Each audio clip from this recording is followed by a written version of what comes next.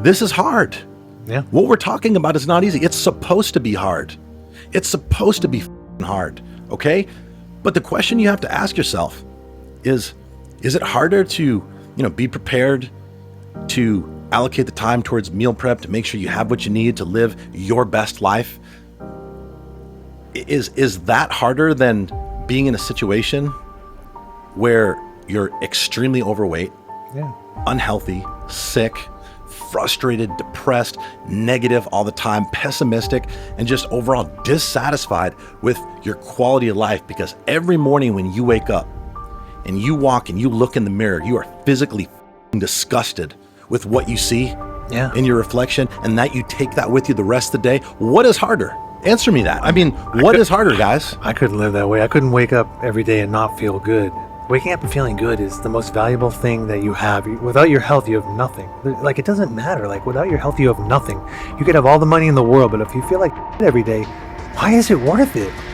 I don't get it. It's not. But I don't think it is. The issue is a lot of them just aren't consciously aware of what the other side tastes like. You know what I mean? That might be true, They too. got used to doing things a certain way.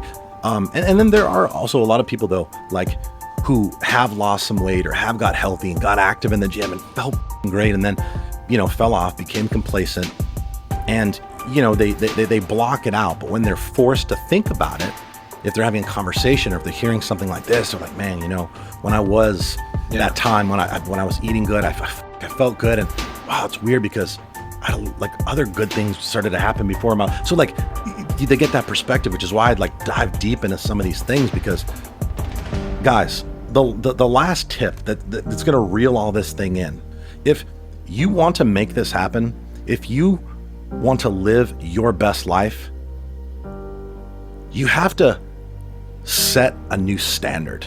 You have to make it unacceptable for you to be anything less than who and what it is that you want to be. Okay? There is no compromise. There is no some of the time. There is no, maybe. No. This is what it is. This is who I am. This is what I want to become. And I will do whatever it takes for as long as it takes to make that happen. Don't worry about what's going on in society. Okay, don't worry about the fact that, unfortunately, it's become the norm. It's become the status quo for people to walk around and think it's okay being fat, out of shape, and unhealthy. It is not okay.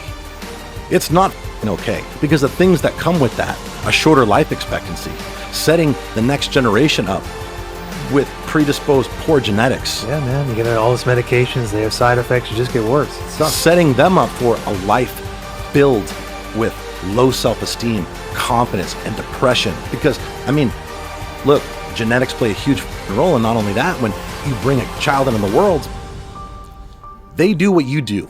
They are a reflection and they model what you do. So it's a huge problem. So if we want to sit here and pretend like it's okay because we don't want to hurt feelings, look, that I have no interest.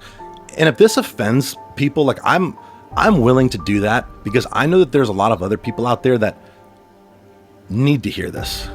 You know what I mean? They may have made excuses, or they may really want to do it, but just haven't quite figured out a way to actually see it through.